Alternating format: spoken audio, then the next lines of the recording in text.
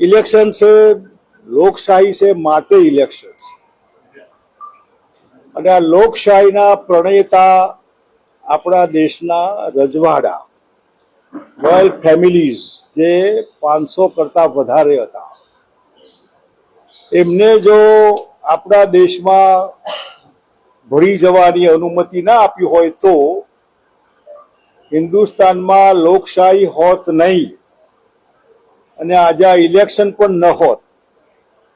દાખલા તરીકે ભૂતાન લોકશાહી નથી, નેપાળની રાજાશાહી અંદર અંદર લગભગ 20-22 લોકોના મર્ડર પછી ત્યાં લોકશાહી આવી। પાકિસ્તાનમાં પણ સો કોલ્ડ ડેમોક્રેસી છે। એવી લોકશાહીના પ્રણેતા એવા રજવાડાઓ માટે ગમે તેવી હલકી વાત કરવી એ બીજેપીને શોભા દેતી નથી। ઉમેદવારથી કોઈ પણ કારણસર બોલાયું હોય એનું રેફરન્સ હોય પણ જાહેર જીવનમાં બોલવા કરવાનું બહુ ધ્યાન રાખવું પડતું હોય છે અને આવા જ બોલવાથી દ્રૌપદીએ કીધું કે આંધ્રાના બધા આંધ્રા થાય ને એમાંથી મહાભારતના દુષ્પરિણામો આપણને ખબર છે। તો આ જે રીતે એક સમાજ ઉપર આક્રમણ કરીને ગમે તેવી વાત કરવી અને પછી માફી માંગવાની જે ફોર્માલિટી એ પણ પક્ષને પેલું નુકસાન ન થાય માટે હું માનું ત્યાં સુધી આ બીજેપીના કલ્ચરને શોભા નથી દેતું। જે બીજેપી કે જેનું મૂળ જનસંઘ હતું, જે જનસંઘ જેનો પાયો રાજકોટ, જે રાજકોટના જે તે વખતના આપણા પૂર્વ મુખ્યમંત્રી માનનીય કેશુભાઈ પટેલ એ દેસાઈ અટક લખાવતા હતા પણ પક્ષ કેવડાવવા માટે એમને પટેલ લખાવવાનું શરૂ કરેલું। એ પટેલ અને હું ક્ષત્રિય બંને પક્ષનું જે પાર્ટી પક્ષ એ સમજીને જે સમીકરણથી ગુજરાતના રાજકારણમાં જનસંઘ બીજેપી જે આજે દિલ્હીના અને ગુજરાતના શાસનમાં રાજ્ય કરી રહ્યા છે એ કલ્ચર આવું નહોતું।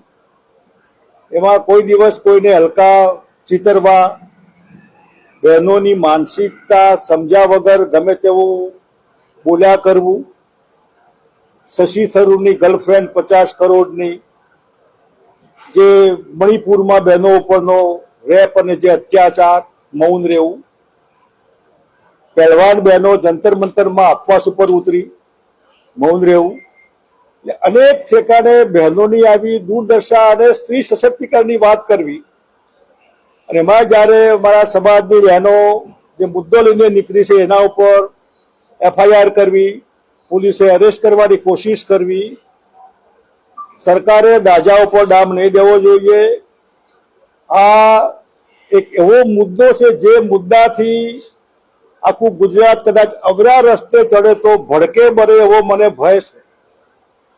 આ પટેલ ક્ષત્રિયની લડાઈ નથી, તો ત્યાં સુધી કહીશ કે આ કોંગ્રેસ બીજેપીની પણ લડાઈ નથી, પરંતુ બીજેપીની જે ખોટી માનસિકતા, જે માનસિકતાના આધારે જો તમે ખરેખર લાગણીઓ સમજતા હોય બહેનોની, સમાજની, બીજા બધાની, તો અત્યાર સુધીમાં આનો અભ્યાસ કરીને ઉમેદવાર બદલવાનો નિર્ણય કર્યો હોત।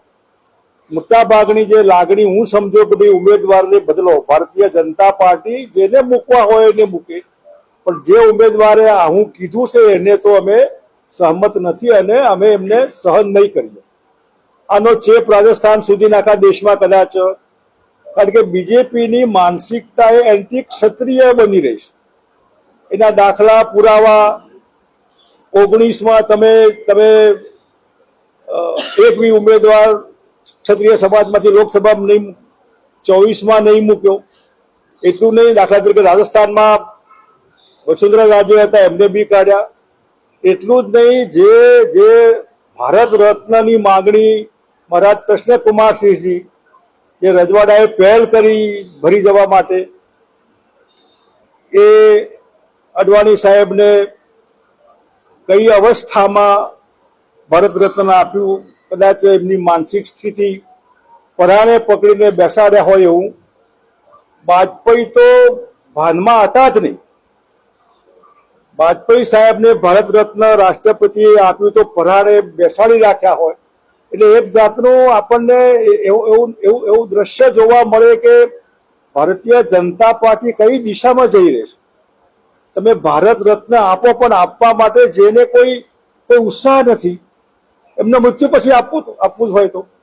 અને જેની માગણી અમે કરેલી મહારાજ કૃષ્ણકુમારસિંહજી, 2019માં મેં પત્ર લખેલો કે એમની સરદાર સાહેબની પ્રતિમાની બાજુમાં નર્મદા કિનારે 542 કરતા વધારે રજવાડાઓ હોય તો એમની પુરાતત્વની મૂર્તિઓ ઉભા કરીને એમનો ઇતિહાસ લખવો જોઈએ, જોઈનિંગ તારીખ લખવી જોઈએ. એ તો બધું એક બાજુ ગયું. પણ એના બદલે જે રજવાડાઓએ કીધું કે એની બેન બેટીઓ સુધી જયારે વાત જાય ત્યારે ભારતીય જનતા પાર્ટી ક્યાં પોતાનો કલ્ચર આવું છે માનીને ટેકન ફોર ગ્રાન્ટેડ ચાલે. પણ જયારે સમાજને અહીં કલેજા પર ચોટ લાગે, હું માનું ત્યાં સુધી આ ચોટ લાગી છે બરાબર, અને આ ચોટ લાગી એમાં ભારતીય જનતા પાર્ટીનું લોકસભાનું રાજકોટનું કાર્યાલયને તાળા વાગે એટલું પૂરતું નહીં હોય. આ ગમે ત્યાં તાળા વાગશે. એટલા માટે સમજીને એમને જે પાર્ટીએ ઉમેદવારી નક્કી કરી હોય એ પાર્ટી જ ઉમેદવારમાં આગુ પાછું કરે. આમાં વ્યક્તિગત ઉમેદવારે નક્કી નથી કરવા.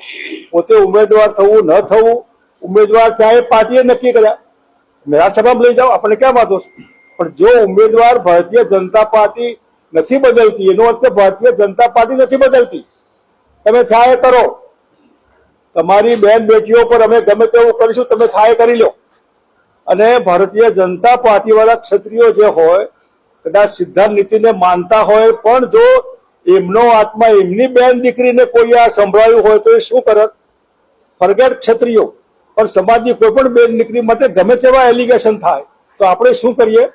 આપણે આપણી બેન દીકરીની વાત સાંભળી લઈશું કે તેલ પીવાનું રાજકારણ એવું ના હોય કે હવે મારું સમાન મારે ગીરો મૂકવાનું હોય.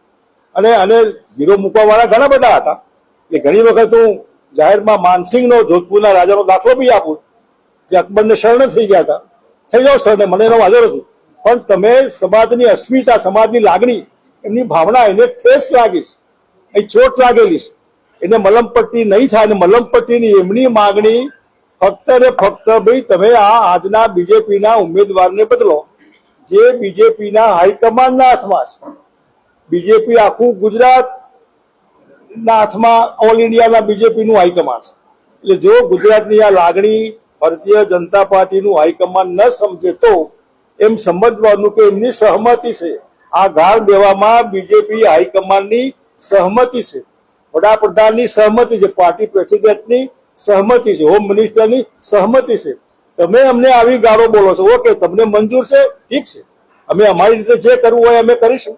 અને એ કરવા માટે જે રીતે અત્યારે ચાલી રહ્યું છે, હાલી રહ્યું છે, હું માનું ત્યાં સુધી જો સરકાર આમાં વધારે દાજા ઉપર ડામ દેશે, બર્તામાં ઘી હોમશે, FIR કરશે, બહેનોને એરેસ્ટ કરવાની કોશિશ કરશે, ક્યાંય લોકો આવેદનપત્ર આપવા જતા હોય ને રોકવાની કોશિશ થાય, લાઠીચાર્જ થાય, વગેરે વગેરે, તો માનું ત્યાં સુધી આ ગુજરાત માટે આ તંદુરસ્ત નિશાની નથી. અને સમજદાર દેશની બહુ મોટી પાર્ટી, દુનિયાની મોટી પાર્ટી, ગુજરાતમાં 25 વર્ષથી વધારે શાસન છે એમનું. અને એ રીતે જો એમની આ દાદાગીરી, લુખી દાદાગીરીમાં પરિવર્તિત થવાની હોય તો ચૂપ રહેવાય નહીં. અને એટલા માટે સરકારને એક જાતની વાત કરવા કે ભાઈ તમે આ સમજો, તમે કરી રહ્યા, તમે તમારા માધ્યમથી તમારા ઉમેદવાર આ બોલી રહ્યા છે, તમે જો સમાજની માગણી છે કે એમને બદલો, આટલી નાની વાત પણ તમે સહમત ન થવાના હોય. તમને તમારા પ્રોબ્લેમ હોય તો ઉમેદવાર બદલી શકો, એમાં તમને પ્રોબ્લેમ નથી. તમારા પ્રોબ્લેમ હોય તમે ગમે તે કરી શકો, પણ તમારા પ્રોબ્લેમ નથી, બીજા સમાજના પ્રોબ્લેમ છે. એ સમાજ એક બાજુ ગયો, એ સમાજ તો ટેકન ફોર ગ્રાન્ટેડ માનીને લઈએ છે અમે. એ સમાજમાં ગમે તેવા લોકો હોય તો અમે સમજાવી લઈશું, એવું માનીને ચાલી રહ્યા છો. ત્યારે મારે સરકારને સવાલ છે કે મહેરબાની કરીને પોલિટિકલ ઇલેક્શન મે ગો અને મે કમ, ચૂંટણી કાલે પૂરી થશે, એવું ઝેર ન રોકો જેથી કરીને સમાજ કાયમ માટે એ ઝેરનો ડંખ પીધા કરે. અને એટલા માટે તાત્કાલિક તમે થોડા સમજદાર હોય તો, અને જે આ આક્ષેપ છે એમાં તમે બી સહમત ન હોય તો લોકસભાના ઉમેદવાર મોકલો, તમે એમને રાજ્યસભામાં મોકલો, જે કરવું એ કરો, એ કોઈ આપણને વાંધો નથી, વ્યક્તિગત સવાલ જ નથી આવતો. પણ બીજેપીની માનસિકતા આ દેવી શક્તિ સ્ત્રી શક્તિ એના વસ્ત્રાહરણની હોય. દ્રૌપદીના વસ્ત્રાહરણનો દાખલો ભગવાન કૃષ્ણ પહોંચી ગયા હતા એ ક્યાં કોઈ પણ ઠેકાણે આ કૃષ્ણ અવતારો બધા પેદા થઈને બેન દીકરીઓનું જે વસ્ત્રાહરણ થઈ રહ્યું છે દરેક કોઈ પણ સમાજના હોય એના માટે આ પૂરક વસ્ત્રો પૂરા પાડનાર લોકો બેઠા જ છે. અને જો ભારતીય જનતા પાર્ટીનું હાઈકમાન્ડ દિલ્હીનું હાઈકમાન્ડ આ નિર્ણય વહેલો નહીં લે તો આ ચિનગારી ક્યાં જશે એ કહેવાય નહીં. એના માટે જે કઈ પરિસ્થિતિ ઊભી થાય એના માટે ફક્ત અને ફક્ત બીજેપી હાઈકમાન્ડ જવાબદાર હશે, ગુજરાતની સરકાર જવાબદાર હશે, દેશની બીજેપીની ગવર્મેન્ટ જવાબદાર હશે. એટલું આ તકે એવું કહીશ. એના અનુસંધાનમાં આપણે જે કંઈ પૂછવું કરવું આપ જરૂર પૂછો, હું બેઠો છું. ये जो हो रहा है अभी ये जो हालत है इस गुजरात की, मैं समझता हूँ कि जो भारतीय जनता पार्टी ने जो कैंडिडेट यहाँ राजकोट में रखे हैं इन्होंने जो कहा वो बीजेपी सहमत है. अगर सहमत नहीं है तो एज अर्ली एज पॉसिबल अपने कैंडिडेट को चेंज करिए. चेंज करने से अगर समाज सहमत है तो बहुत इजी मामला है, कोई प्रॉब्लम नहीं है. लेकिन मैं समझता हूँ कि ये एक महिला का मामला नहीं है, पूरे देश की महिलाओं का. जो मैंने कहा कि मणिपुर का हो, पहलवान बहनें हमारी जंतर मंतर दिल्ली में बैठी थी वो हो, शशि थरूर की वाइफ जो 50 करोड़ की गर्लफ्रेंड का मामला हो, यानी कि बीजेपी की मानसिकता एंटी महिला है, एंटी महिला के सबूत है. इस सबूत में अगर सबकी डिमांड है कि भी कैंडिडेट चेंज करिए तो मैं समझता हूँ कि बीजेपी को सोचना चाहिए. नहीं सोचना है तो वो इनकी मानसिकता है. गुजरात जिस हिसाब से अभी जल रहा है उसको उसकी जिम्मेदारी पूरी भारतीय जनता पार्टी की हाईकमान की रहेगी. बताइए क्या બાપુ પણ જે રીતે અત્યારે વિરોધ થઈ રહ્યો છે આ વિરોધમાં આગળ ક્ષત્રિયો શું કરી શકે? કારણ કે અત્યારે જે પરિસ્થિતિ છે ડિસિઝન તો ભારતીય જનતા પાર્ટીએ લેવાનું છે. જે રીતે ક્ષત્રિયો ખોટા હોય તો તમે મને કહો. ક્ષત્રિયો તો બાય ધી વે એ જે તે વખતે રજવાડા હતા અને રજવાડા ઉપર એલિગેશન થયા, કોઈ પણ બેન દીકરી પર એલિગેશન થાય અને બેન દીકરી પર કોઈ ક્ષત્રિય સમાજ એવું નહીં, ગમે તે સમાજ બહેનો બેન હોય બધી, અને એ બેન દીકરીઓ પણ આ એલિગેશન જે થઈ રહ્યું છે એ વધારે પડતું અસહ્ય જેને કહેવાય ને unbearable. Last turn camels back જે કંઈ બની રહ્યું છે એમાં સમાજને જે નિગ્લેક્ટ કર્યો, તમે કૃષ્ણકુમારજી જે નિગ્લેક્ટ કર્યા, તમે ભારત રત્ન ના આપ્યો, તમે લોકસભામાં ટિકિટ ના આપી,